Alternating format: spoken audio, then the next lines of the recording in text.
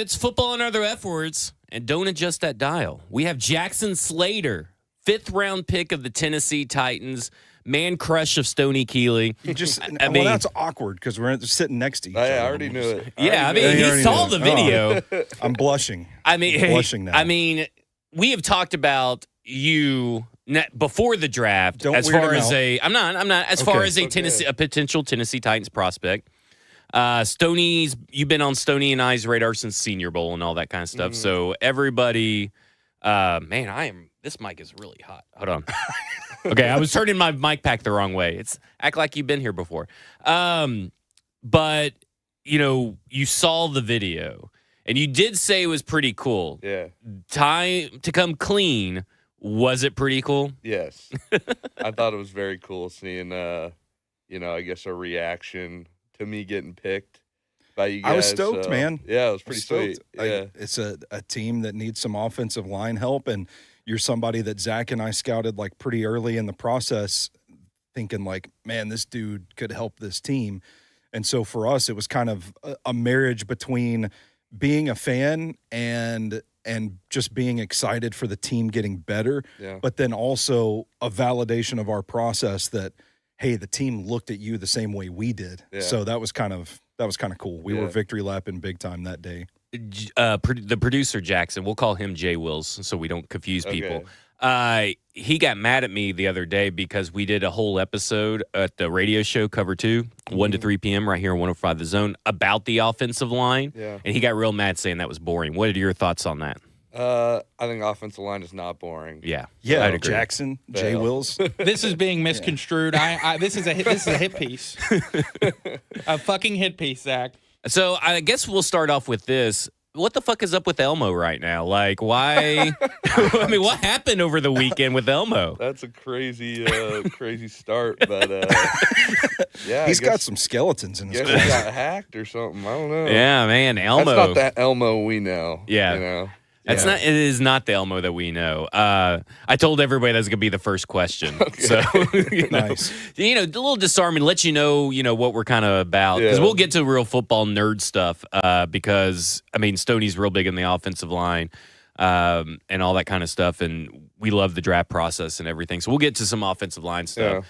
But I did see that you saw Superman recently. I did. And people have been asking me and Stoney for our reviews of Superman, and it looked like that you thoroughly enjoyed Superman. So this is a trio of people that love the Superman movie. Yeah, I thought it was good. It's facing like a lot of controversy on if it's good or not on Twitter, I feel like. But which is very weird because Twitter's not known for controversy. Right. Yeah. Usually everybody gets along and agrees on Twitter. I don't know, man. I just thought, like, if you want to go see a superhero movie, a comic book movie, it's kind of the quintessential comic book movie. It was fun. Visuals, the action sequences, the performances. It was a good movie. Yeah. Yeah, are you a Superman comic fan? I'm just like a comic book movie fan in general. Gotcha.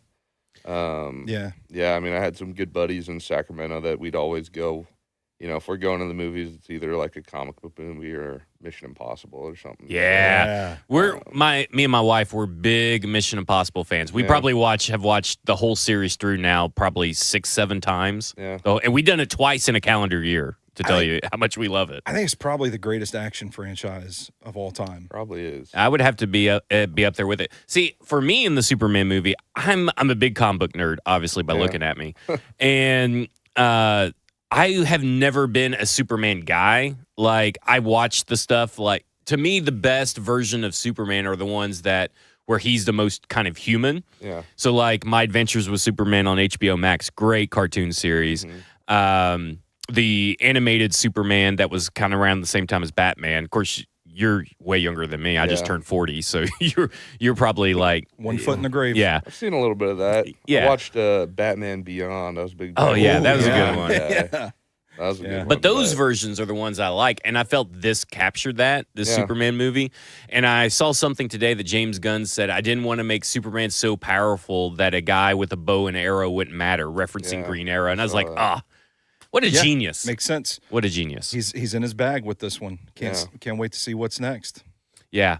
All right. Real quick. you were the highest rated rookie in Madden. How many times have you brought that up to Cam? 0 so No? far. Oh, you just saving it for the right day? I mean, I think I don't know if it's something. Hey guys, I'm the best rookie in Madden. I don't know. Walk in and announce it to the locker room. What are you allowed to change your number to that Madden rating? Maybe not tell anybody. Like, don't tell anybody, but change your Madden rating, your jersey number to the Madden rating, and just let it sit there. Yeah. No, I think I'm probably gonna stick with what I got jersey wise, but thought the Madden thing was cool. I'll take it. So yeah, you know. One of my best friends who used to co-host a show with me, Mike Herndon, we're in a fantasy league together, and he was like the leading point scorer for like 2 seasons in a row. And he came into one of the drafts with a shirt with his point total on it, and that's all I had. So again, you could just create a shirt. He owns a shirt press. He can make you a shirt with just the number on it. Just the number on it. Just the number. We could make that happen. Yeah. You got have some fun with it, right? Yeah. Like you know, for sure. Because I mean, I don't know what's your experience been like on Titans Twitter. Because I could give you some warnings, but like, what's your experience been like on Titans Twitter? I mean, I think it's been pretty good. Like, I don't know. I feel like I haven't like done anything to be like talked about really, other than get drafted. So. Except for us that are just like... Yeah, except for you guys. We're already grinding the Sacramento State tape and working over the Senior Bowl. But yeah, I mean, I think, I try to like interact here and there when I can. I think that's fun. You are a popular dude on Titans Twitter. Yeah, though. I try to be. Yeah. I don't know. I mean, when you were announced as the top-rated rookie, it did not go over well. Not because of you, but because of Cam's, rating. I mean, I took responsibility for that. I said, hey guys. I mean, I tweeted something. I was like, guys, I know this is crazy. Like, my mentions. sorry, guys, I'm so good. Sorry, my mentions blew up that day. Yeah, because of the video from the draft, and everybody's like, Stoney, look at this, Stoney. I'm like, what did I do? This is sorry. I'm a first-team All-American and first-team All-Big Sky and stuff. Yeah, so, no big deal. No big deal, guys. But yeah, I mean, like anytime anything is mentioned about Jackson Slater, I think Stoney's mentions blow up. Somebody sends it to me. Yeah. Somebody sends it to me. So I mean, you guys are forever linked. So you have to be good, or Stoney cannot do the show anymore. My professional career will be over if you are not a wild success. Maybe all pro by the end of year two. If we can make that happen, okay. I'll look good. So with you signed your rookie contract about a month ago, I guess, or something like that. Have you been able to treat yourself or someone in your family to something nice, or are you just kind of like playing it cool? Like, I'll just save my money. I'm not a man of expensive taste. Yeah, I mean nothing crazy. Like, took my dad out. He was here like for Father's Day, so we split the check at Bourbon Steak. You couldn't even pay for the check. Well, it's Father's Day. He wanted to do it because he was like trying to celebrate me, and then I was like, well, it's Father's Day, so that's like the first time I ever like really, I guess, paid for food for my dad. I guess nice. So I guess that's kind of like really the only thing. But like, I mean, I'm more generous with my girlfriend, I would say. But I mean, I think. I'm getting a car this weekend, probably like a truck, and that's like the big thing. Yeah. Nice. Putting the rest away for the most part. So. Yeah, there you go. Smart moves. What you got? Yeah, so do we want to get into the football stuff? Yeah, I got some other stuff later. I mean, okay, let me ask you this. Let's do the other stuff first. Okay, we'll get into the football stuff. Well, I got to ask, have you been keeping up with this NFLPA stuff at all? Not really. Like, we got texted about something, but I don't really know. Well, the guy that resigned that was executive director had spent 7 hours in a strip club on NFLPA dime. What's the longest you've ever spent in a strip club? Never been, actually. Man. We gotta fix that. Look at so he's like, well, let's go see. I know the place. Well, I just thought that was crazy. No, I mean, pretty much now it's all football stuff on my end, so I'm going to let you kick us off on some football stuff. Yeah, so I want to go back to the Sacramento State days. Yeah. Did you ever consider transferring to a Power 5 conference to play at a higher level of competition? Yeah, like a little bit after my junior season. Mm-hmm. So I was like year 3 for me, and I was like kind of thinking about it. Like, I don't know. I could probably get paid like some good money, and I don't know. Like we'll see. But like you hear all these stories about guys like getting tampered with, or they're calling your parents or whatever, Yeah. and they're trying to say like, "We'll give you this much" and all that, and like wasn't really getting that. I think I got called by like a couple collectives from like Big Ten schools, kind of like on the West Coast. But other than that, like wasn't really getting that much. So I figured like, I could probably go in the portal and like do okay. And like, but then you also worry about like, okay, are they recruiting you as a depth guy? Mm-hmm. Because even the depth guys make, six figures in that high level of football. And, I was like, I think it was just like, there's a lot, you're kind of rolling the dice on a lot of stuff, the area, the coaching staff, the where they see you on their team. And I knew, Sac State had been really good to me up until that point, and loved my offensive line coach, Chris Richardson, who's did a good job there and is still doing a good job there through his third head coach. So I think that says a lot about him and what he does for that program. So that was kind of the big thing is like, I mean, if I had an offensive line coach, if I had 3 different offensive line coaches, could be a different story, but wanted to finish it out with him. And, obviously had a lot of good buddies there that I wanted to, finish out my senior year with. And I think inevitably it was a good choice because I also graduated early, which let me focus on, the Senior Bowl, Combine, all that stuff. Yeah. And take care of school. So got the paper, didn't have to worry about that anymore. And I think there's a lot of things that like, it was a pretty good choice. Yeah. Was that loyalty brought up, or the question, also that question, but was that brought up with the Tennessee Titans, or was that something that they kind of mentioned, like, we like your loyalty, why did you do it, and all that kind of stuff? Not really, like, because I didn't really have too many talks with them pre-draft. Like, No. Coach Jones was one of the assistant offensive line coaches, and had an informal with him at the Combine, and had a Zoom meeting with him, after Pro Day or something, and that's it. So wasn't, that's kind of how it kind of goes. It's like some teams you're talking to a lot and you're like, you feel good about it. And then some teams you're not really even thinking about. And then, they end up drafting you. So it's kind of weird how that stuff goes. But I think in general, like it was like a good look. I know other than, besides coming from a small school, which I think whether you like it or not is like going to be a knock on you a little bit. But I think, being a loyal guy, wanting to stick it out where you are, I think is a good look. Yeah, it's kind of wild how it takes time as far as public opinion goes. It takes time for the public to catch up to what's actually going on. Mm-hmm. I've been telling people for years now, like the FCS is not what it used to be like Right. 15, 20 years ago. Like there's some good ball being played Yeah. at that level, but the reason I wanted to ask is like you hear some analysts that are like, well, if he's so good, why didn't he try to go to the bigger levels and prove himself? And you balance that with the loyalty to a program. I was just kind of curious if, like Zach asked, you got any feedback from the Titans about that decision to stick around for so long? Yeah, not really. Because again, like, when all that stuff's getting talked about is really just like, can we teach this guy our pass pro and can he spit it back to us? Yeah. And that's like how 90% of the meetings you have with teams pre-draft goes. So wasn't really a ton. Well, it's interesting, just real quick, it's interesting because I would never have thought that like some of these schools may just be trying to get you for a depth piece and then you've wasted a year, right? Yeah. And then you're probably not getting drafted. Yeah. Because you're a depth piece. Right. And harder for you to break it through. I never really thought about that when it comes to these decisions to transfer or to move up in competition or whatever, because you are coming from a small school moving up in competition. They may only view you as second string guard or second string center when you're probably better than what they already got, Yeah. but that's not their plan.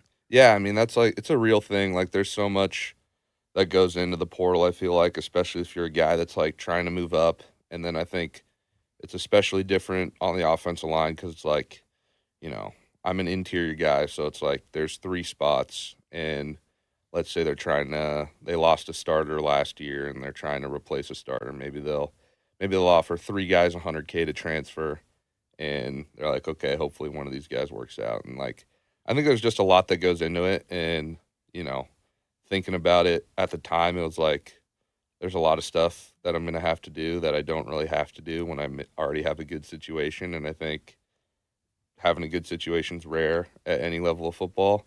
So appreciating that where I was, I think, and being able to finish a Hornet, like probably going to be in the Sac State Hall of Fame at some point, and like all that stuff, I think is like very cool to say versus going to University of Washington for a year and being like an okay guy for them and whatever happens. Like maybe getting a camp invite in the NFL somewhere. Yeah, I get it.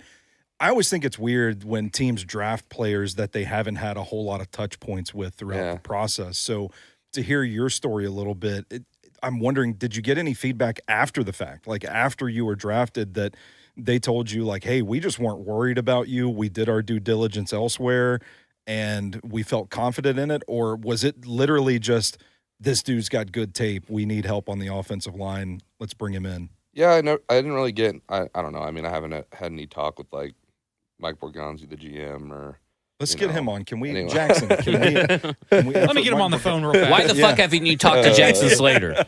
What's wrong with you? Yeah, I mean, I think it's just like kind of how the draft goes. It's like no one's gonna be like, okay, this is why we picked you, blah blah blah. You're just there and expected to do a job now. Yeah, and I think that's kind of how it goes. Like, whatever you do during the pre-draft process, whoever you talk to is kind of what you're, I guess, putting on tape for teams. And some teams might want a little more from you. Some might feel good about you if I was a guy that didn't have a lot of off the field issues. Was kind of a all ball guy. It's always good. Like, Well, you don't go to strip clubs, so yeah, we established that. So I personally, I felt like, it's like not a lot of teams are going to have to do a lot of digging to kind of figure out who I am. And, I think that's just my guess is that's how it worked out with the Titans. Did you have a gut instinct of another team that you were like, okay, this team's probably going to be the one that drafts me because they showed so much interest? Or were you just kind of like, whatever happens, happens? Yeah, like, I mean, you talk to your agents before the draft a lot, and they kind of give you like these are the,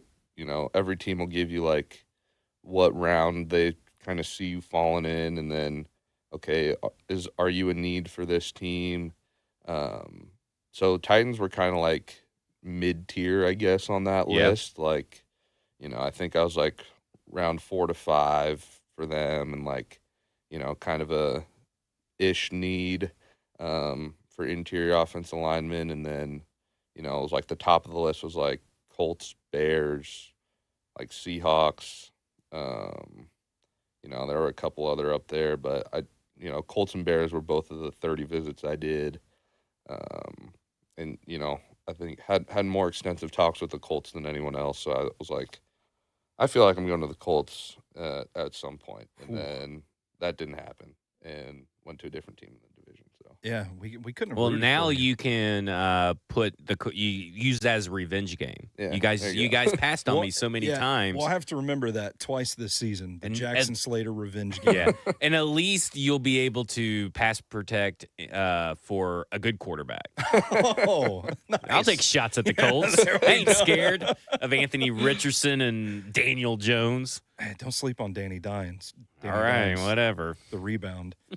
Man, watching your tape, a lot of the stuff at Sacramento State kind of felt like some pro-style run-blocking concepts. yeah. So how do you feel that playbook prepped you for the NFL? Yeah, I think a lot of the concepts are similar, but when it comes to like the technique and, how, detailed plays can be in the NFL, I think it's way different. So like for me, when I first got there, it was like, haven't really done any of this technique stuff in college whatsoever. So it was kind of like learning to ride a bike again, almost like, or learning to walk even, with some stuff. So I think a lot of that just kind of comes with experience and time and really, being able to learn certain things. But I did feel like coming out like, Sac State was a pretty pro-style offense, like, a lot of passing, but with some pro-style run concepts too. And so I was like, hopefully I can go in there and it's fairly seamless. But yeah, I mean, I think the technique and then the detail that is different between the two is noticeable for sure. Do you have any like favorite pancakes that come to mind right away from your time there? Yeah, I mean, it's usually ones I'm getting out in space on. Yep. So there was one against NAU that was like a counter play. It was like GT counter, and I pulled and kicked out the guy. It was a pretty good one. Left his shoes on the dirt kind of deal. Yeah. Yeah, Like that's good. I love seeing that stuff. Some screens that are solid, some pin and pull. So there's some good stuff for sure. Yeah. Well, putting people in the dirt, Walter Nolan kind of puts you putting him in the dirt at the Senior Bowl kind of put you on the map. There is also another revenge game because the Tennessee Titans are playing the Arizona Cardinals. Have you pleaded with anybody? Say, hey, just put me in for a play or two so I could just take it down Walter Nolan again. Just show him the rep Yeah, from the just Senior show him the Bowl. rep. You're like, yeah, check this out. Come on. Yeah. No, I haven't pleaded with anyone yet. I'm just trying to learn the playbook right now. So, yeah. There you go. When it comes to that, I mean, obviously you got one of the most well-respected offensive line coaches in the game. So when you hear that you're going to the Tennessee Titans and you know that there's Bill Callahan is waiting for you, what's that? Is there an excitement to that you're learning from Bill Callahan, like one of the greatest to ever do it? Yeah, for sure. I was, first thing I said was Nashville's pretty cool. And then I said Bill Callahan's obviously one of the greatest to do it in the game. So I was like, not a better place to go and develop as a NFL offensive lineman. Obviously a ton of knowledge from him, and he works us really hard as a group, and I think that's great for everyone in that offensive line room. So it's been really fun working with him and working with the guys that have kind of been there for a little longer than I have, and just learning new things. So for me, I was like, yeah, this is pretty sweet. Like, couldn't be a better place to go and develop as a player. What's his coaching personality like? Because we've heard, well, obviously we've never been coached by him, but we surprisingly enough, but we have heard that he can be a guy that he's his own special kind of breed in the sense of pretty old school, but he has some analytics to him. He doesn't suffer any fools, so he's kind of constantly in your ear and riding you and pointing out your mistakes and all that stuff. Is that true? Is that your experience? And that's not necessarily a bad thing, but is that your experience with Bill Callahan? Yeah, for sure. I think that hits the nail on the head pretty hard. I think especially for rookies, like you learn pretty quick that it's, a performance league and there's a lot of high demands. And, I think as far as he goes, I think he does a good job of really trying to get the best out of each guy. And, I think it's all motivation, really. It's like you don't want to piss off Coach Bill. So you're going to do everything you possibly can to do exactly what he wants every time. And even though that's not realistic, you really try your best to do that. Yeah. So how do you feel like your skill set fits into what he wants to run here in Tennessee? I think pretty good. I think, once I get more comfortable playing with the guys and learning the plays, I think, like a lot of wide zone stuff, pin and pull, like a lot of concepts we ran at Sac State. So like I feel like it's a good spot to be for that for sure. Nice. I don't want to get you any trouble. So if you got to hit me with the no comment, you can hit me with it. But I got to do my job with journalistic integrity. Are you going to get any run at center this summer? In OTAs was mainly at guard. And I think just personally, you really have to know the offense inside and out at center. And I wouldn't say I'm there yet. So maybe, I don't know. I think we'll just kind of have to see how training camp plays out and, how comfortable I am with the playbook when that time comes. But, in OTAs, it was mainly guard on both sides. So. Fair enough. What's been your preparation like for training camp in the summer break between OTAs and mini camp to now?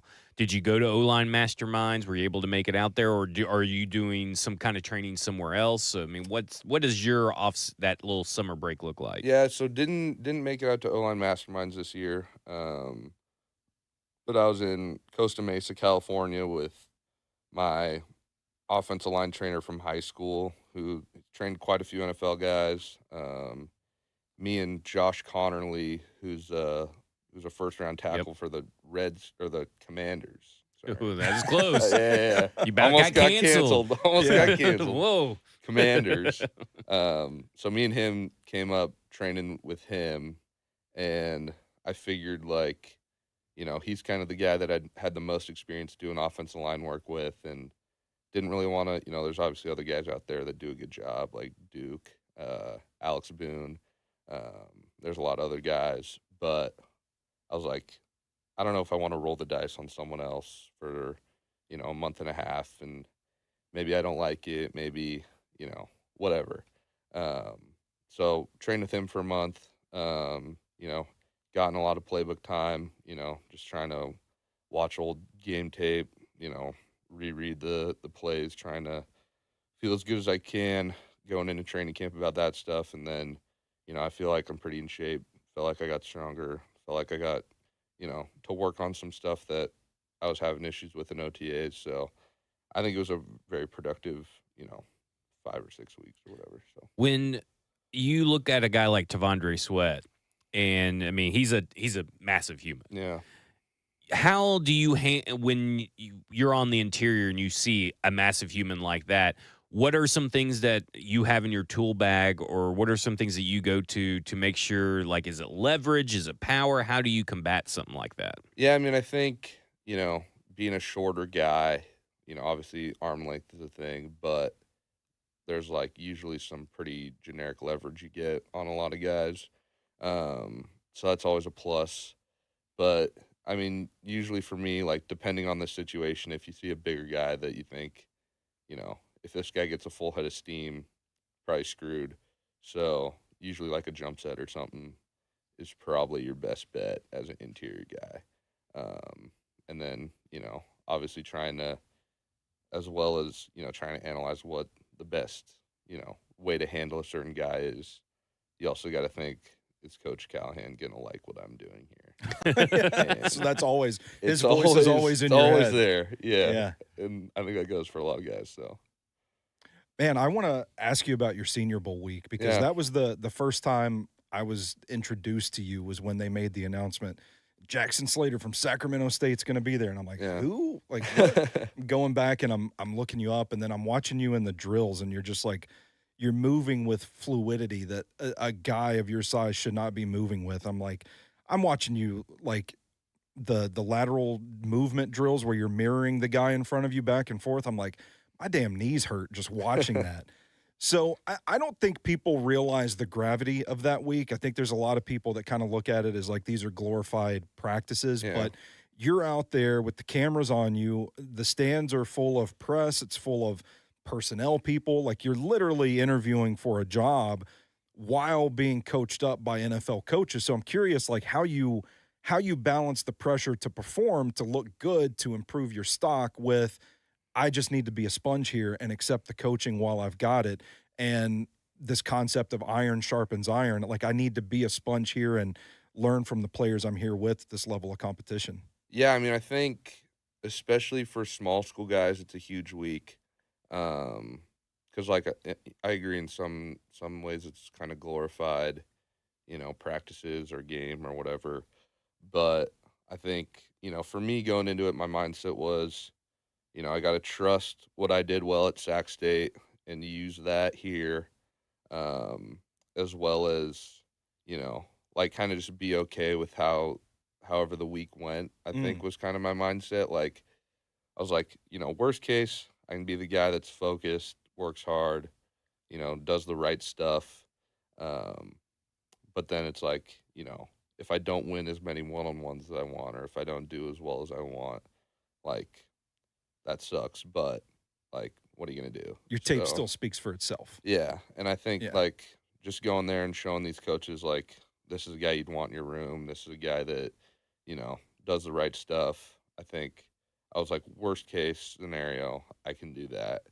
And, I think turned out to go better than I thought it would. I think the one-on-ones, like, obviously get a ton of attention. And I was like, you want to do good in one-on-ones, but, like, is this really going to matter in, like, the grand scheme of football and the draft? Probably not. But I mean, we're still talking about that Walter Nolan. yeah, role I guess all these months But later. like I so- said, gets a lot of media attention. Yeah. So, but yeah, I mean, I wanted to, do good there, show, I have the ability to to learn, even though I think there I was also like super raw. I think still like a really raw prospect in general. Um, but I think, just being able to learn stuff, take coaching, all that stuff was kind of my mindset going into it. Yeah, I think you ended up being one of the guys at the end of the week that people were like, "Oh shit, we got to watch out for this Jackson Slater guy." And Yeah. I think, yeah, sure, a lot of it was the Walter Nolan rep that went viral and had everybody talking, but I think you were pretty consistent that week as well from what I could see from, the media side of things. And I think it definitely improved your stock. Do you feel like you got everything you wanted out of that week? Yeah, I think I did. I think, for me, it was like, got to do all this stuff while I'm in college. Obviously, want to be a All-American and All Big Sky guy. Want to, start as many games as I can.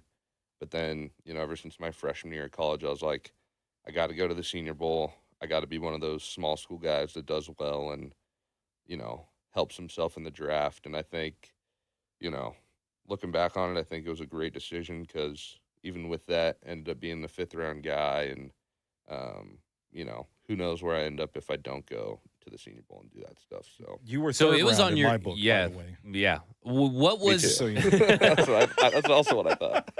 so back when you were a freshman, Senior Bowl was already on your radar. Yeah, because for me, the goal was always to get to the NFL, even though I knew like I had a tougher road just coming from a small school.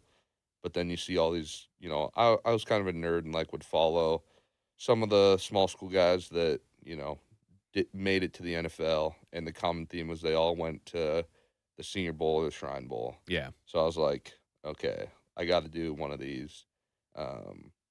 Shrine Bowl's a great game as well, but I think for me, it was always like, I want to play in the Senior Bowl. Like I think that's the coolest one. And, lucky for me, it worked out that way. So. The that week, that's your first introduction to, I guess, the NFL coaching style. Did they ask you to do a lot of different things that were outside of your comfort zone? Because that's kind of what they do. They want to test you. Like Yeah. if you watch Jalen Milroe that week, you could tell that they were kind of in his head because they were telling him all the stuff to do, and you could tell him he was kind of concentrating, trying to figure out. So was there a moment like that for you where the coaches are like, man, do I really need to worry about this? Or is this, how did that go for you? I wouldn't really say it was like that for the offensive line group. Gotcha. So our coaches were really kind of like, we're going to run stuff that you ran in college, and you guys do what you did in college, and, this is the stuff that got you here, so do that stuff here. And whenever you get to a team, they're obviously going to change that, and that happened. But I think they were kind of just trying to help us put the best product we could out on the field, and I think it helped a lot of guys in our group. So I would have to say so. That I'm actually very surprised by that because I figured offensive line, you see a lot of guys that maybe played tackle in college get moved into the interior. I guess for you because you're already an interior guy. But they did ask you to do center a lot. I mean, how was that adjustment for you? Yeah, I mean, I thought that was fine. I think the playbook at the Senior Bowl isn't like Extensive. that hard. It's like you got a 6-man pro, you got inside zone power, whatever. So it's like you can kind of figure it out. And I was working on center, at Sac State and before the Senior Bowl, and making sure I could snap the ball good, and knew how to do stuff. So I was expecting that and was glad I could put some on tape. So. Were there any other offensive linemen there that you were working with that stood out to you that you thought, man, this is a guy that's going to make it? Yeah, there were. I mean, you're at the Senior Bowl, so it's like everyone's pretty good Touche. at football. So, but I mean, for me, it was like Jonas Savanea was really good. Miles Frazier, Emory Jones. Those LSU guys, man, they had a line. Yeah. Willie Lampkin was another one that did well. Love me some Willie Lampkin. I guess that was just from my team. But I mean, Gray Zabel was a beast. Jonah Monheim, my roommate, I thought he had a good week as well. Yeah, I did too. I didn't think people talked about him enough. Yeah. But yeah. So those are the kind of guys that come to mind. But hopefully they have good careers and stuff. Who was the toughest defensive lineman you faced over there? Walter Nolan Yeah. was up there.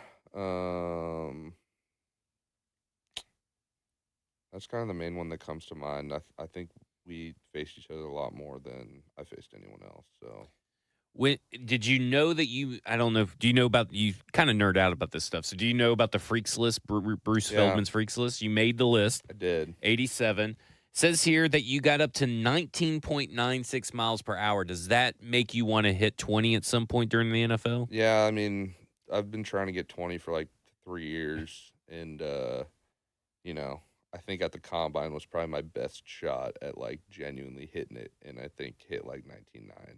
Oh, man. Too. So, yeah, maybe it'll happen at some point, but if not, maybe I'll just claim 20 either way. So. We gotta put that in the playbook. We gotta make that a goal for 2025. One of only 5 players with at least 30 reps on the bench press at the combine. Yep. Pretty impressive. I mean, that kind of strength are you, because you're from, West Coast, Bellevue, Washington. Yeah. Don't know if I don't know what your all's farm situation is over there, but like, down here in the South, we call it country strong. Yeah. Is this country strong, or is this like I had to work at this? I had to work at it. Bellevue's like a suburb, basically, of Washington. So, I was just kind of a guy that lived in the weight room, from high school to college, and I think helped with my strength a lot, for sure. The biggest thing was like when we're trying to figure out recruiting my sophomore year of high school, my dad like paid like $2,000 to this like NCSA type of recruiting service. yeah? So it was like, you just threw away like $2,000. That sucks. But we didn't know any better. But this guy we were talking to basically said you have to get stronger. So for I think it was like my 15th or 16th birthday or something, I asked for a rack and like weights and stuff, and wouldn't recommend this, but I benched like every other day, and that's not what you're supposed to do. Yeah. Even though I was like, I'm Hey, doing this thing. I mean, it made you strong. Yeah, but Yeah. don't do that if you're listening. But it ended up being good because I had that, during COVID, had like a place to work out when, gyms are closed and nothing's going on. And then my same trainer, Coach Marcus, got me, Josh, and then this guy, Derek Osman and Will Reed were Derek Osman's at Harvard right now, and Will Reed's at Georgia Tech. And this kind of group of guys, and we would like probably break some COVID rules and go work out at his house, and he had like a rack and stuff. And I think that like really instilled in me like consistency and like the work ethic you need to be like a good player in general, and I think carried on through college and carries on now. So COVID was bad, but that was a good part of COVID for me. So You have any more of the stats? I got all and kinds stuff? I got all kinds of stats What? and stuff. You know me, I'm a big stat guy. So I 2 years ago I started doing this thing called Titans Fit Ratings, where I take the Okay. Titans draft histories of the GMs, the coaches, the position coaches, and all that kind of stuff, and put it in an algorithm and figure out what stats they value and everything. yeah, And when we're doing it for the interior offensive linemen, you scored a 92 out of 100. okay, So there is actually your 92 percentile, your athletic traits, but really your on the field traits really translated very well. You were at 96% of the athletic, like you met it. Like when we saw this, because we had been talking about interior offensive linemen kind of like a sneaky, pick for the Tennessee Titans because, yes, they did sign Kevin Zeitler, but there's Right. not much behind Kevin Zeitler, and it's only a 1-year contract, and, you want to keep that interior, progression going. So you scored pretty high. I mean, like, we're talking you were tied for 5th out of all the interior offensive linemen that went to the combine. So, there's some stats for you right there. Yeah, It's pretty good. That is good stuff. take it. Yeah. I wanted to ask you about the energy of this Titans rookie class Yeah. because it's really a testament to the philosophy that the front office has put into motion, that all of these guys, all of y'all seem like high energy, love the grind, love to practice, just love ball kind of deal. Yeah, but how do you take that from the meeting rooms and the practice field and apply it to get results on the field? Yeah, I think, as far as this group goes, it's been really fun, like, getting to know a lot of these guys, and it seems like everyone's cut from, like, a similar tree where it's like, you're a guy that's gonna come in, do your work, not be, super flashy about it, but you wanna do the best you can. You're not spending 8 And hours in the strip club every night. and you're not. That's So, it's like, it's really good to, like, come into that and be like, all these guys are, like, kinda have a similar mindset to me, and, I think as far as putting that on the field, I think, all the work that people do with that mindset where it's like, you're doing the same thing every day, even though it's tedious and, it's like similar every day, you're still doing it every day. And I think, at some point it's going to come together, different guys have different timelines. And I think if you're a guy that's consistently doing the right things, then it's going to show up on the field too. I kind of look at it like a muscle. Like Yeah. you work it out, you build it up so that when you need it, it's there. Yeah. And it kind of like I'm eager to see how when it's actual meaningful action, like how that shows up with this rookie class, because Yeah. it feels like where we're at right now, you guys are all made of the right stuff. So Yeah. it's cool to see. Yeah, that was the interesting theme coming out of is like they got a bunch of guys that are high character but love football. Yeah. And to me, from the outside looking in, this since the advent of NIL, we've heard a lot of teams specifically over this offseason have a do not draft board of guys that they don't think love football. How, as a player, do you think that comes across to teams? Like, what do you do? Is it how you practice?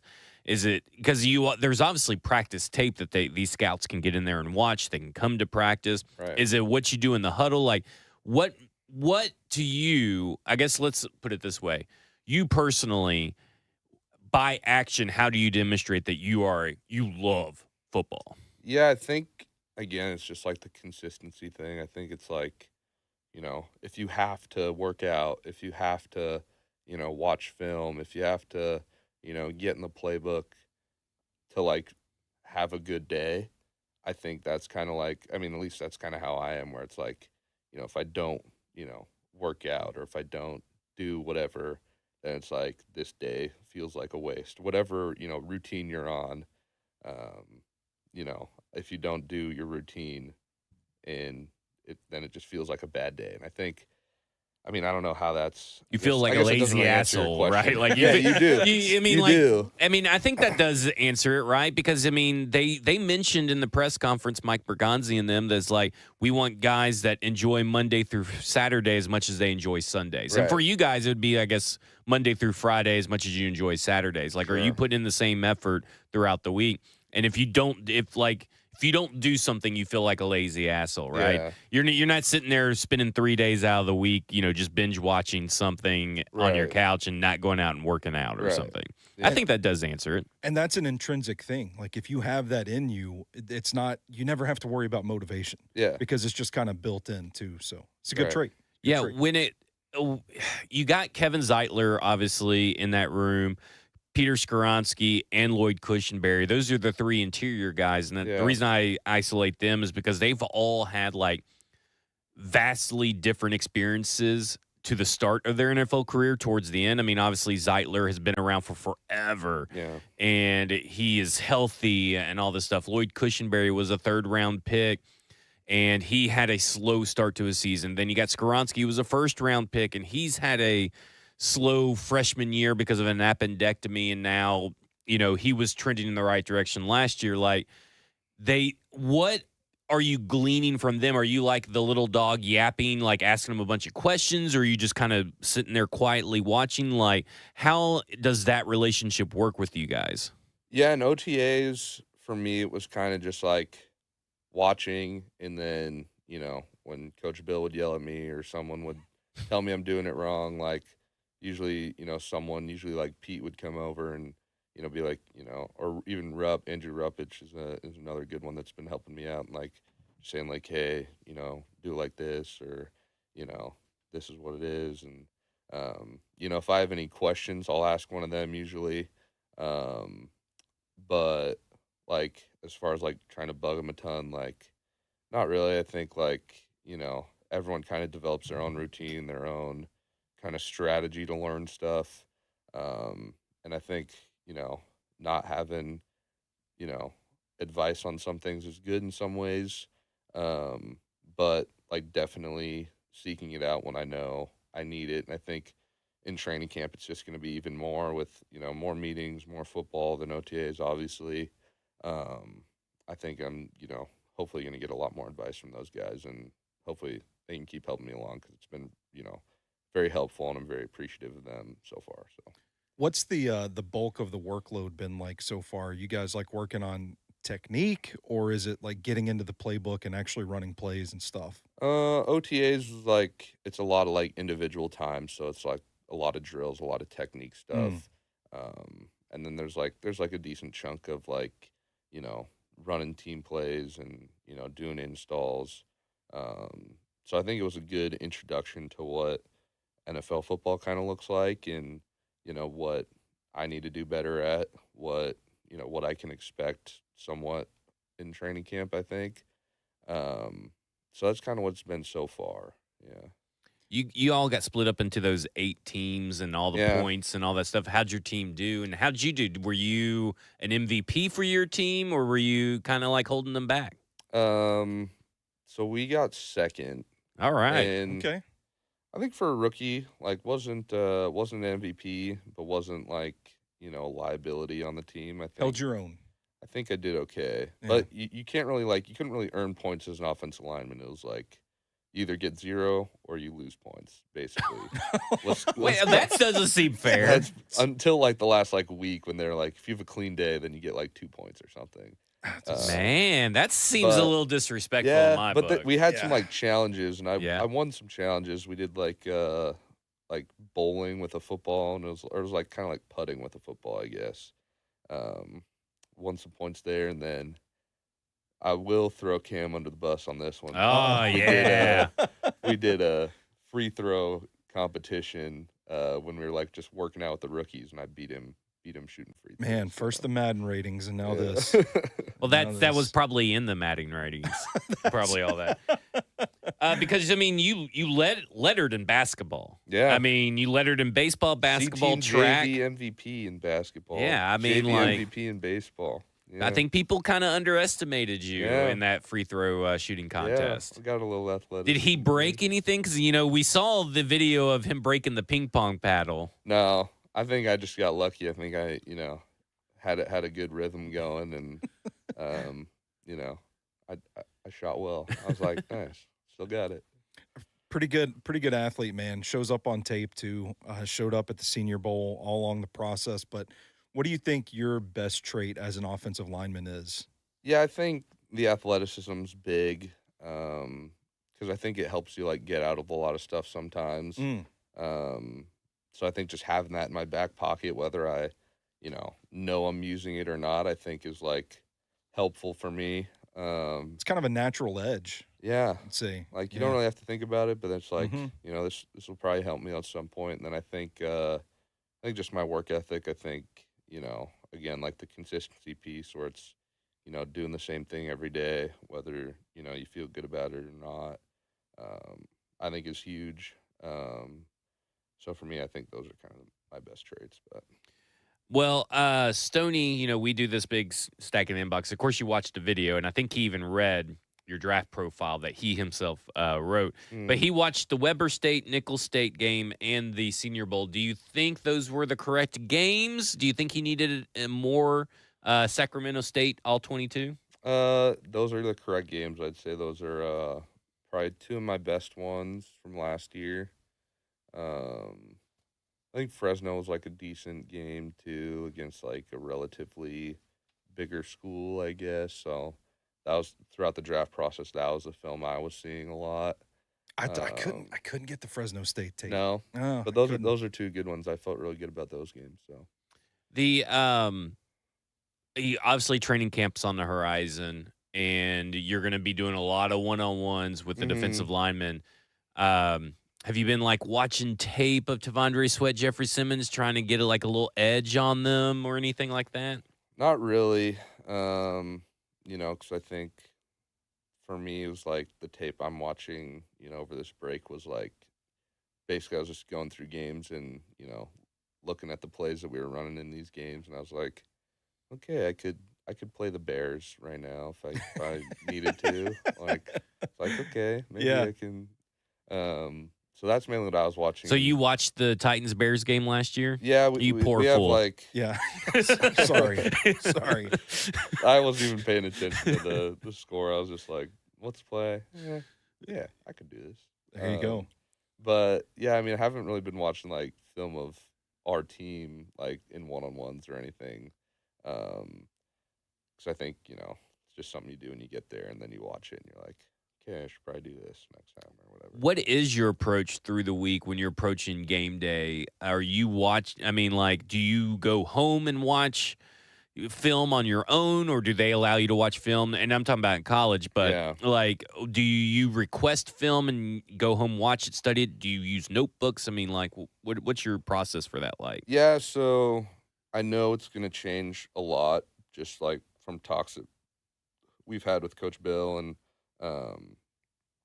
so I know it's going to be way more extensive than what I did in college. But in college, it was like, Monday, watch a couple games. Tuesday, watch a couple more games. Then Wednesday was kind of like a third down day, so I'd watch some third down pass rush stuff. Then Thursday, I'd watch like some short yardage or something. And then, Friday might watch another game. And then we're there already to game day.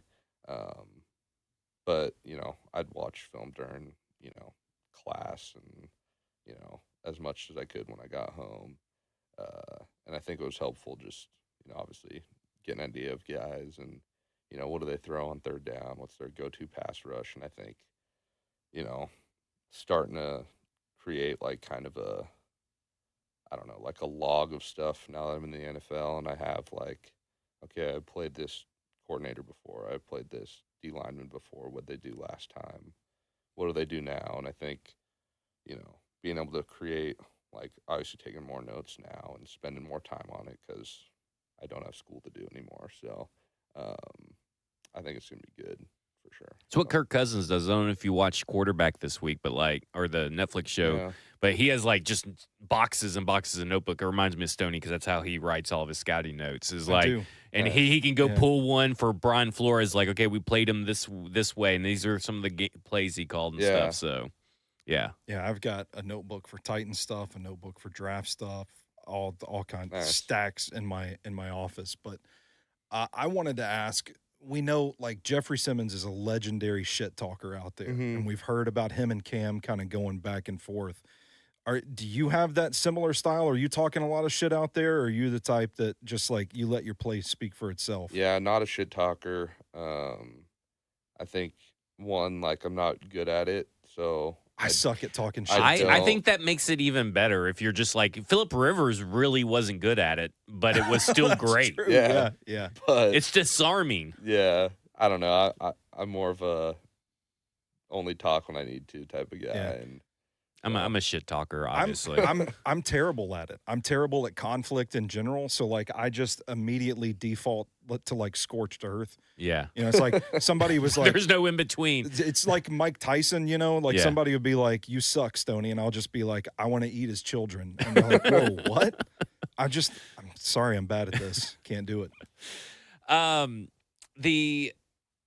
Talking about this year, the Tennessee Titans, obviously we're 3-14 team last year. Mm-hmm.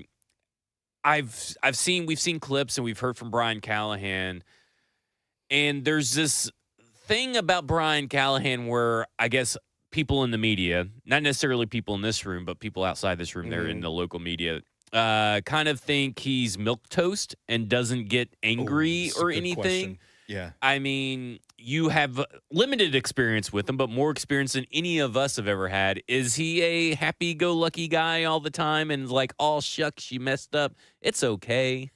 No. Short answer is no. I think, one, like, good for him for presenting himself that way, to be honest. Like, I think for me personally, if you can be kind of a cool, calm, collected guy all the time, it's like, that's what you want, but also when you kind of have that edge and where okay, he's kind of pissed off, like we need to do this stuff better. I think it's good. So I've enjoyed it so far, and I think people are wrong. Yeah. Yeah, it's funny. You'll find that's often the case in this market. That everybody is wrong. Yeah. It's kind of funny though, because there was a narrative late last season that like, oh, does this Brian Callahan guy, does he have the spirit to really galvanize this locker room and rile people up? And every player that was asked about it gave that same smile. I bet. It was like, yeah, no, we're good here. Yeah.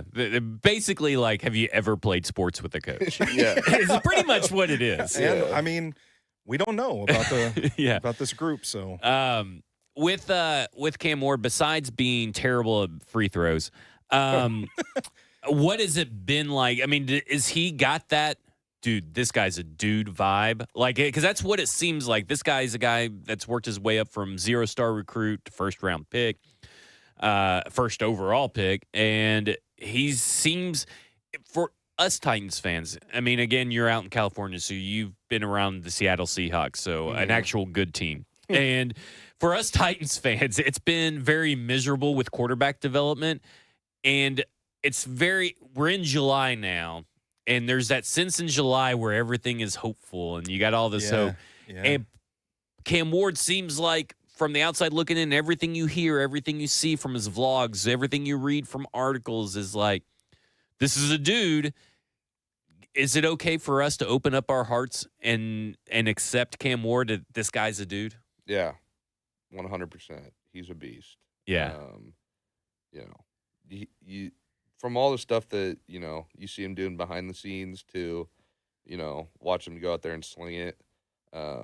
And then his just leadership and being one of the guys and, not being like, I'm the number one pick, like blah, blah, blah. Like, Well, all he this stuff. called It's like, himself Calvin Ridley's sidekick. Described himself in 3 words recently for Titans video Yeah. as Calvin Ridley's sidekick. Yeah. So, I mean, I think 1, he's a beast and can sling the ball. And then 2, he's like a great teammate and a guy you want to be around. So it's uncontrollable at this point. I'm gonna book my Super Bowl tickets for February. Yeah.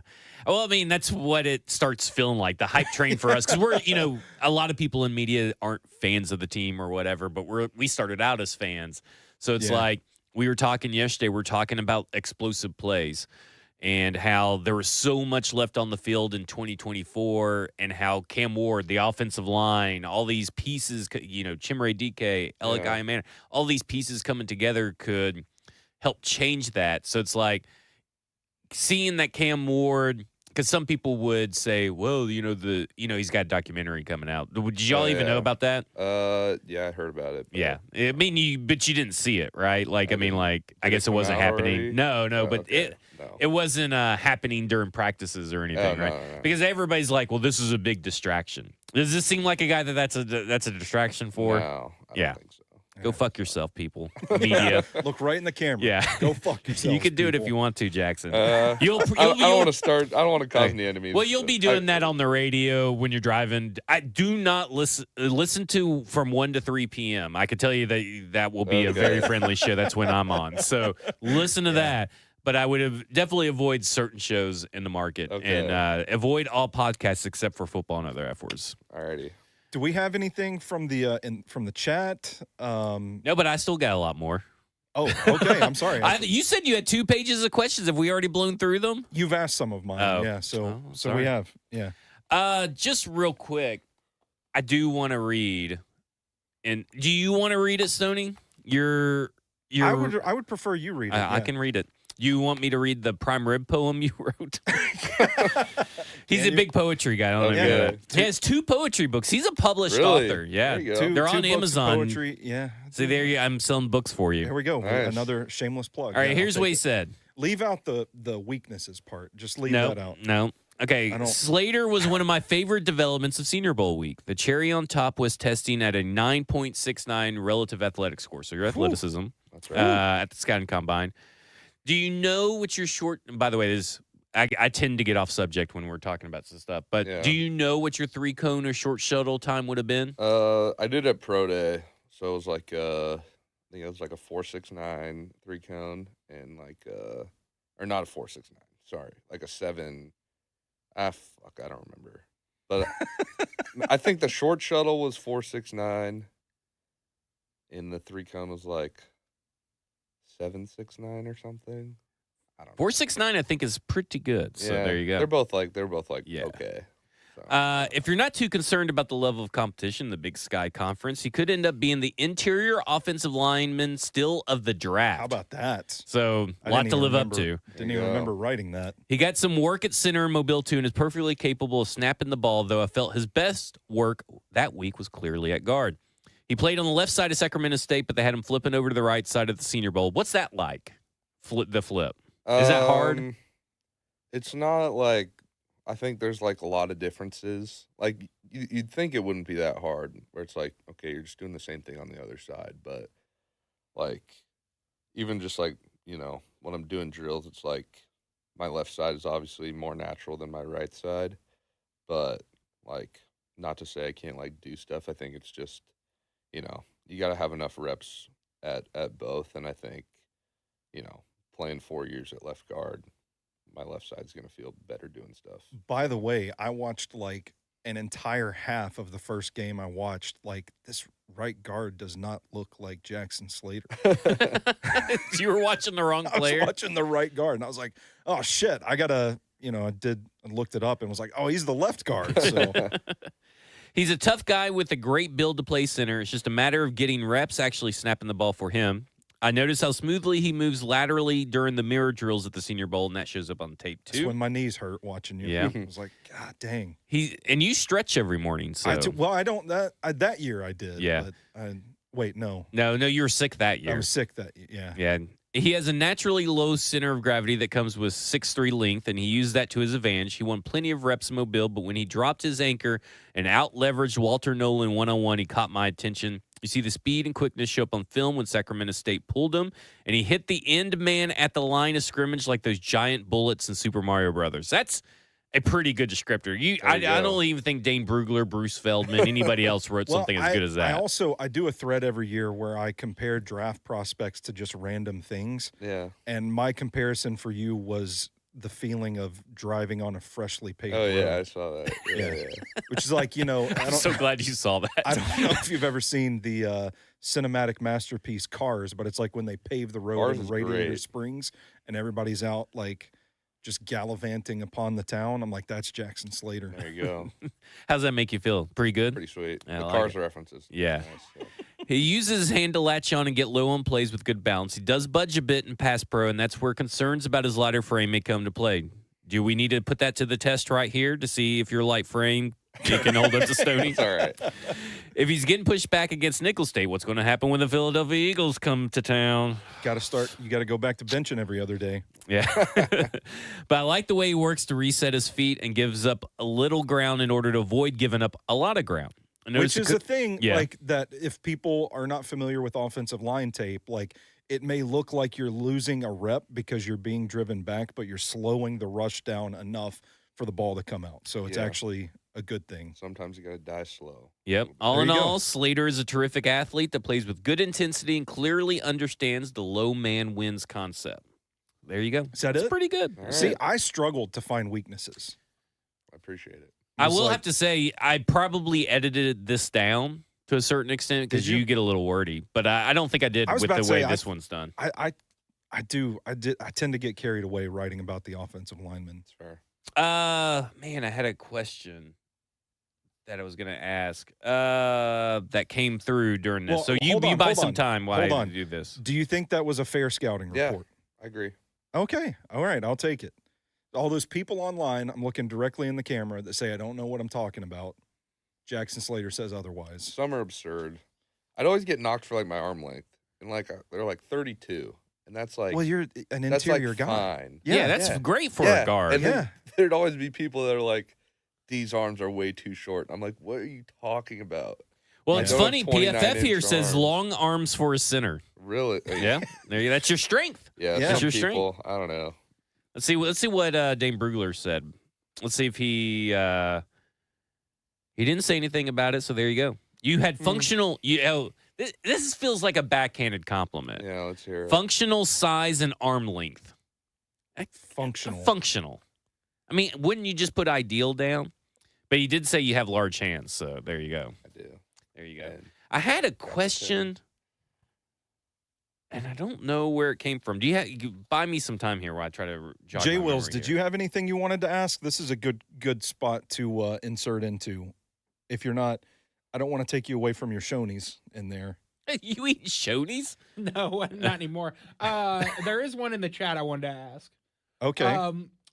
This comes from Todd Apple in the chat. We know you're versatile, Jackson, but what is your favorite position to play on the interior?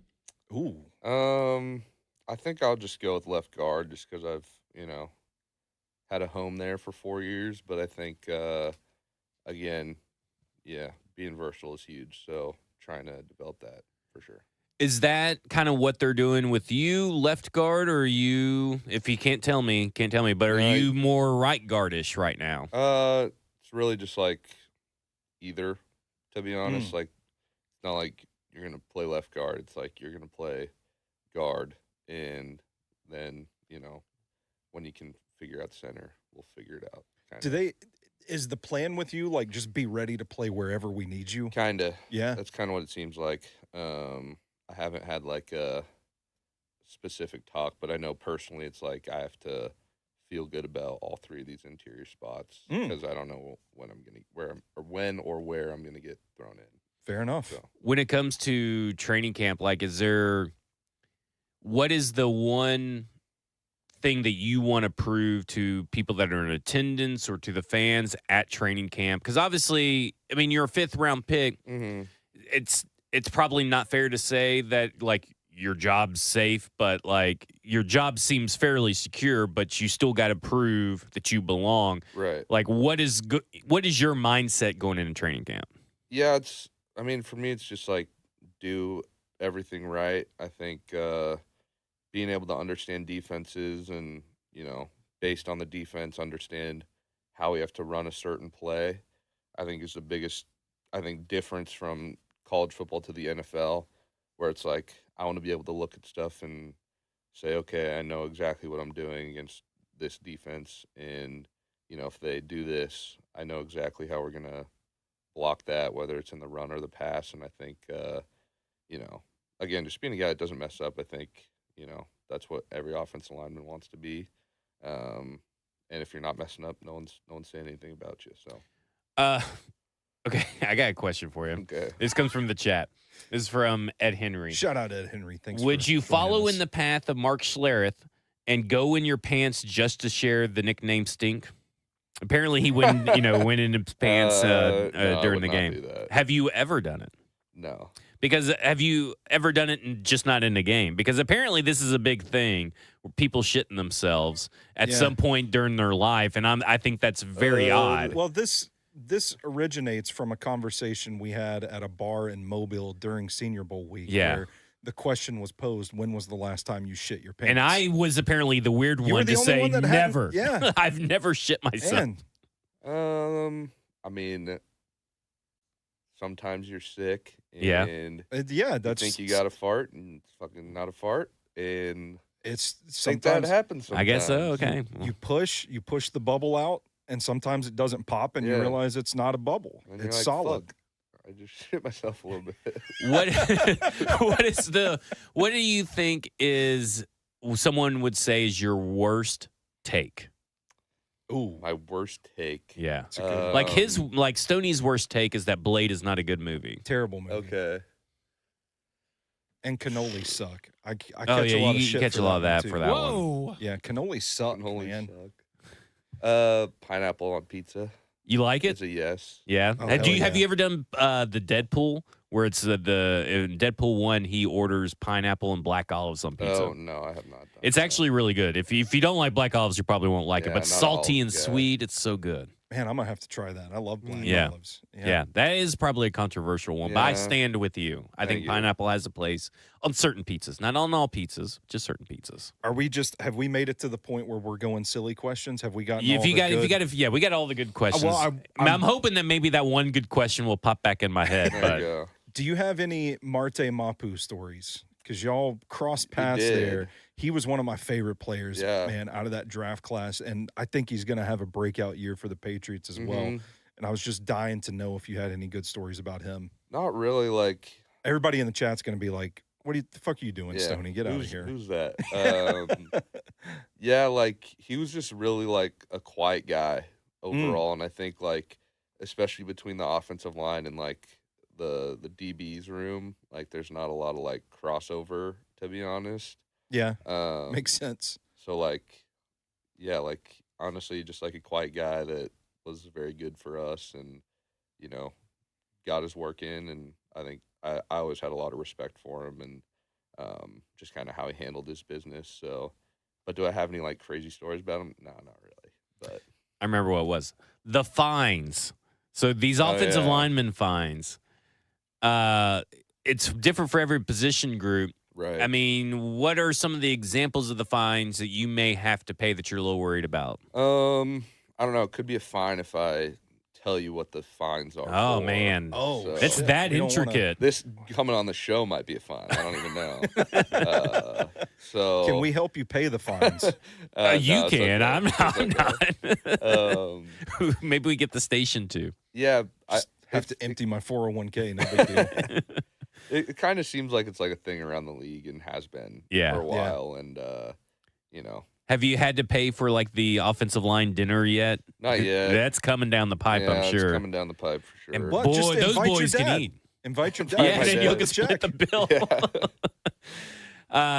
You should, if they do that, like, you know, I wonder if they trick you. I don't even know how it's done, but like, they say, oh, we're all going out as an offensive line group to so and so. And you'd be like, oh, my stomach's hurt. I don't think I can make it. Yeah, you guys don't want like Yeah. McDonald's? Let's go to Daddy's Dogs Let's go to instead. Daddy's Dogs. Yeah, I like that. Have you tried hot chicken yet?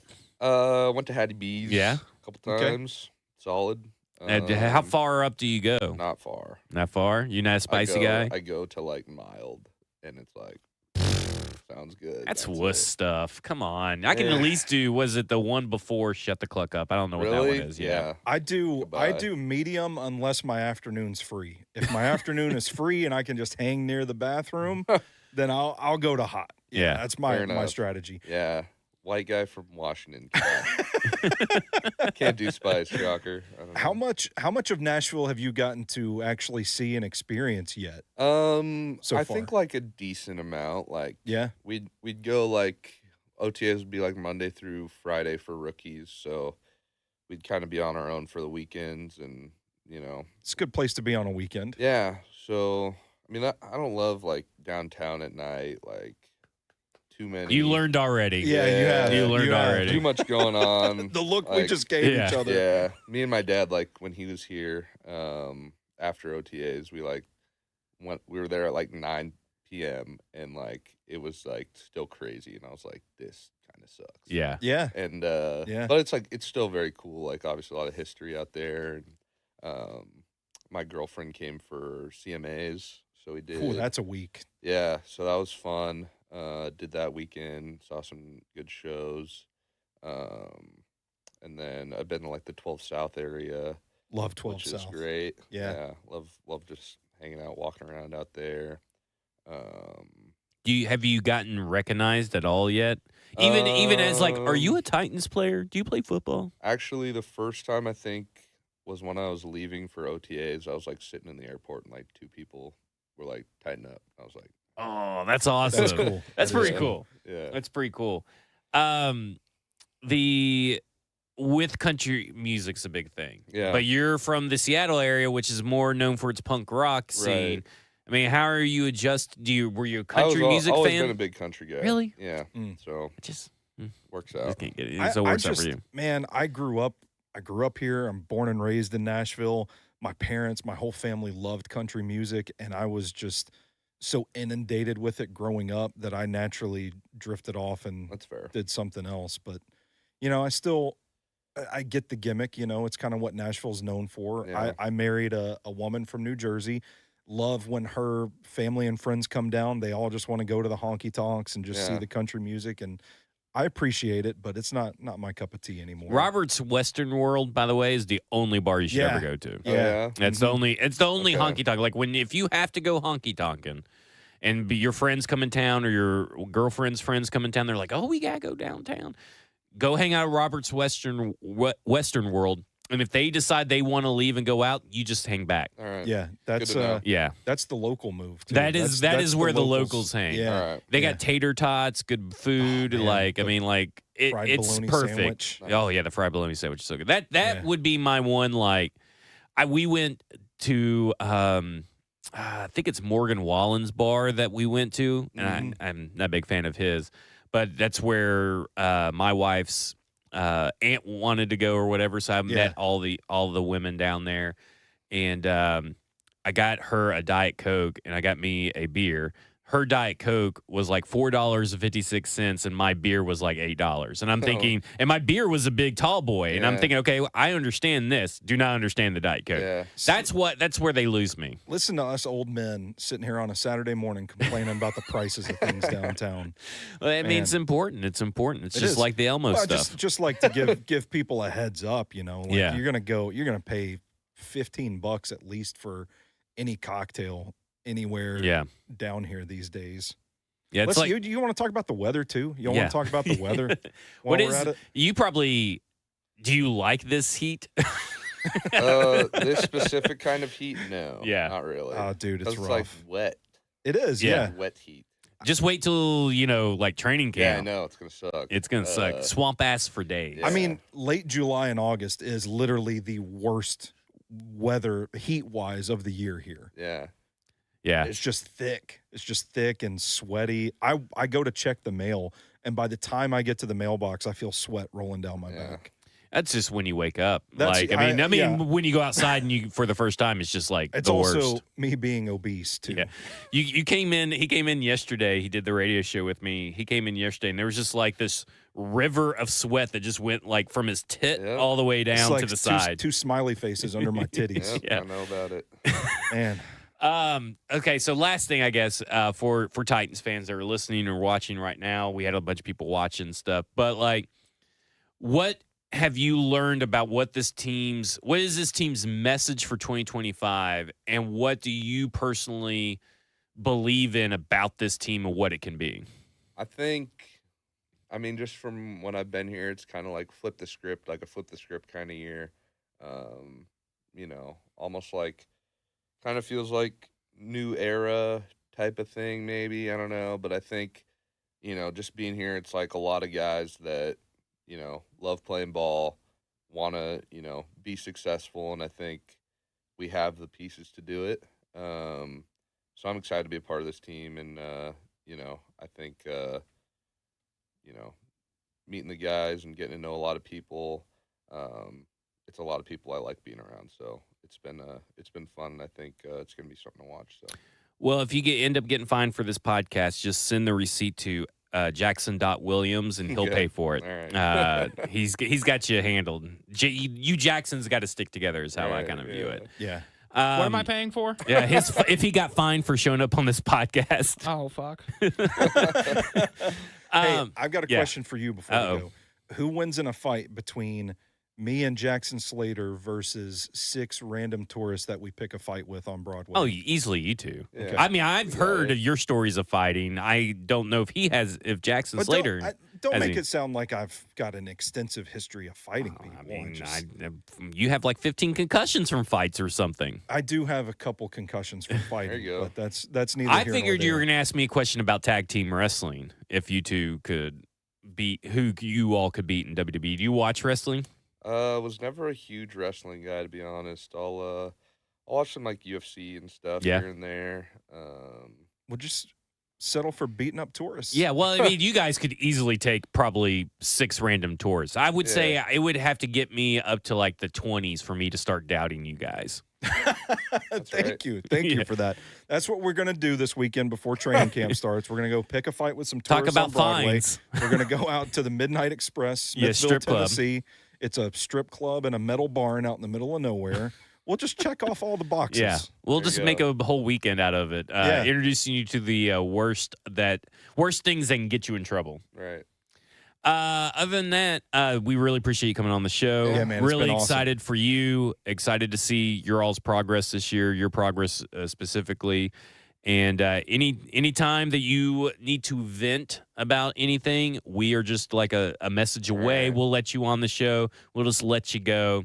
Drop as many F-bombs as you want. Yeah. If you need to really hate on Bill Callahan, like, man, he was just an asshole today. What a bitch. This We'll this see how is the that goes over. Yeah, this is the podcast for that. Okay. Yeah. I wouldn't recommend doing that, but if you really need to get off your chest, we're We the will say podcast for yes. you. We will see. I don't Yes. think I'll be doing that. But, appreciate the offer. No problem. Other than that, this has been Football and Other F Words, and you have just been effed.